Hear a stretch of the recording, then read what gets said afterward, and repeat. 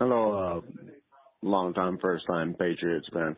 Just going into the year, I where I work, I always wear a draft cap when we drafted this year.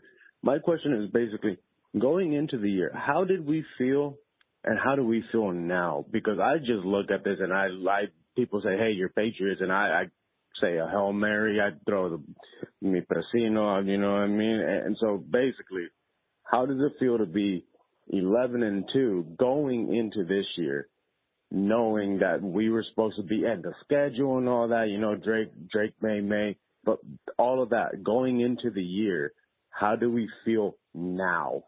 And that'd be my question. Thank you.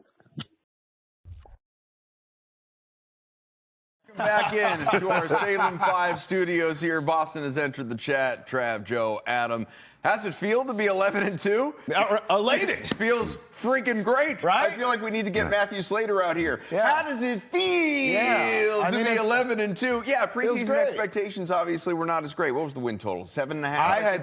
I thought they'd be 7 and 10. Under 8.5 and 8.5. Yeah, I was on the over. You guys know I was talking it up all throughout the summer, the preseason, all of it. You said playoffs. You didn't see this, but you said playoffs. I didn't see this. I said playoffs, wild card team, 9-10 wins, sneak in kind of thing. I certainly did not see 11-2, number one seed in the AFC flirting with a first-round bye. And yeah, Drake May has had a ton to do with it. Dude's the MVP favorite in the NFL. Thing is, you can't do it alone, fellas. Yeah. He's the MVP favorite, but the Coach of the Year favorite also resides in Foxborough, and that is Mike Vrabel, which got us thinking. Tandems, right? Combos. Tandems in the NFL. Who's the best? Who would you want? Coach, quarterback. We all know it. Most important position on the field, and obviously then the guy that is leading the charge. And this is a sport. These are nice. You see that graphic behind us. These are nice. Coaching matters. Doesn't matter in every sport necessarily. The NFL, coaching matters. Vrabel has come in, introduced a culture, made a huge difference. We see so many names. Nix, Peyton, Lawrence Cohen, Jackson Harbaugh, the other Harbaugh with Herbert, Jones Steichen, Alan McDermott, Stroud Ryans, Rodgers Tomlin, maybe or you've heard of these guys, Mahomes and Reed. They've had some success in the league. Joe, start us off here. If you're ranking tandems, who's at the top of the list? That's Mahomes Reed. I mean, let's just leave it there first off.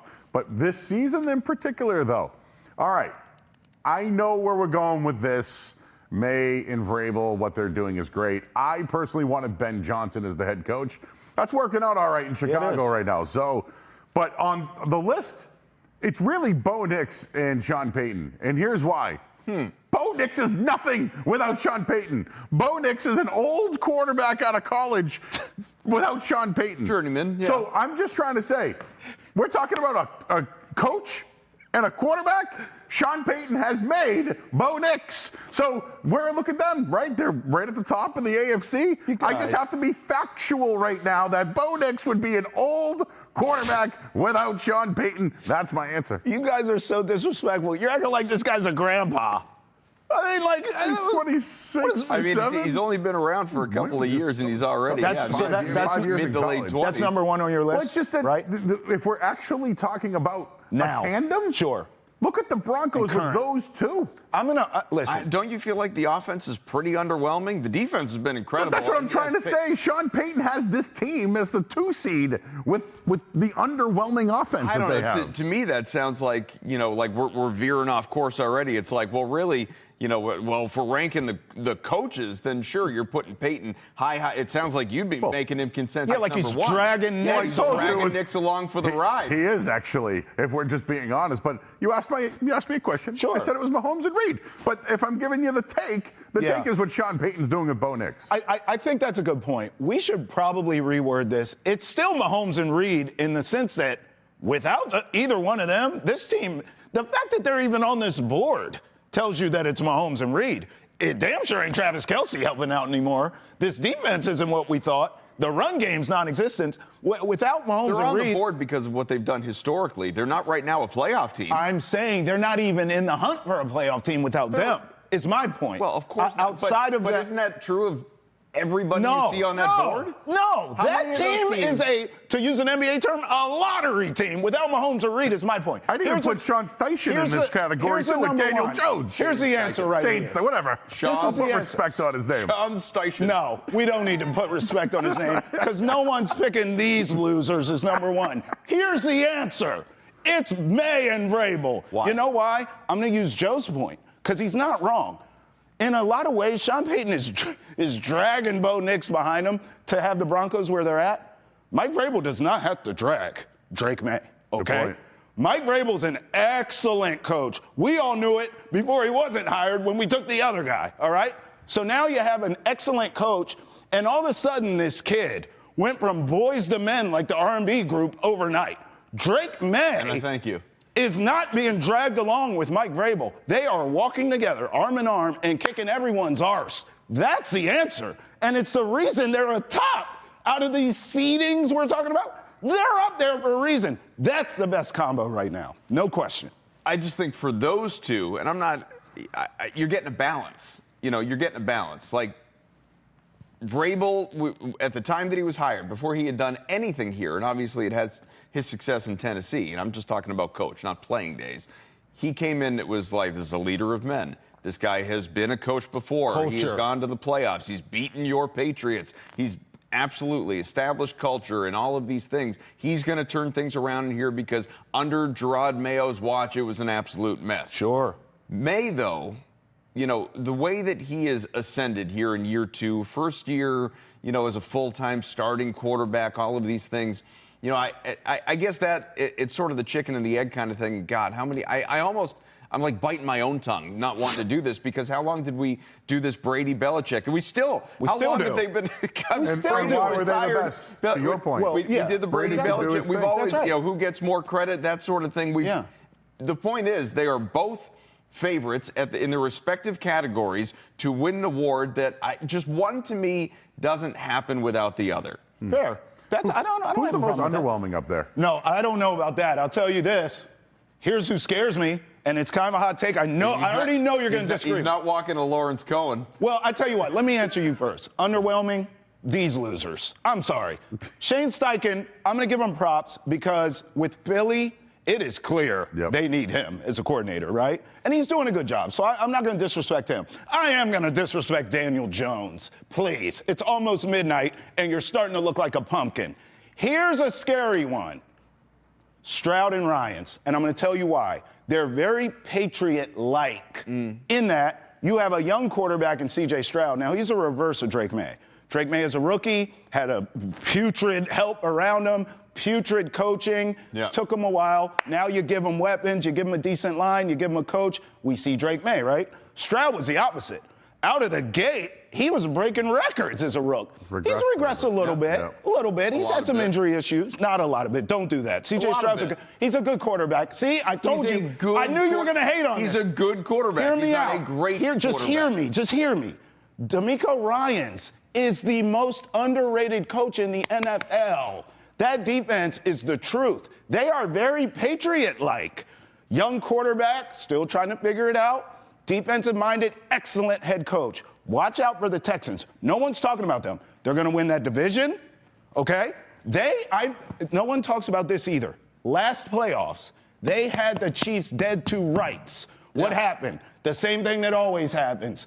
All of a sudden, phantom PIs, all kinds of calls. Okay, watch out for the Texans. I'm just telling you. That's the one team no one's talking about who's going to get into this field and be a problem when we get to January. You watch. The only other pairing that's up there that's won a Super Bowl before is Rodgers and Tomlin, right? Everybody else but not as a pairing. I'm saying, you know who's got the high ceiling here?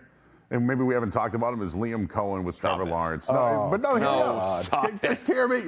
Hear him out. Not this year. Liam Cohen has done wonderful things, whether it's Will Levis in college, whether it's this. All right, so I'm just saying, can he get them into the playoffs? Is it a surprise where they're at? I just want to give Liam Cohen some respect because he chose to go to Jacksonville. Yeah. And I know I know. But I know what Trevor Lawrence is, right? Yeah. He's a subpar quarterback. That's just what he is.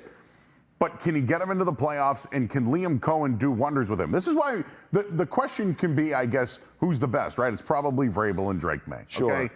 But I'm just looking at it as tandem. Sure. Can Liam Cohen get the most out of Trevor Lawrence? He is. Right? Can Sean Payton get the most out of Bo Nix? He is. That's what I look for when I look at a tandem and a coach. I heard you out. I think that's a fair point. I want to ask you this, Adam, because. But I'm sorry. Go ahead. Go ahead. All over Go it. ahead. You know why it's. I got to get up. I want it to be May and Vrabel. I want it to be May and Vrabel, and I believe at some point in time in the future it will be May and Vrabel. You want to know why it's not May and Vrabel today? Who is it? Because if I said to you, you know what?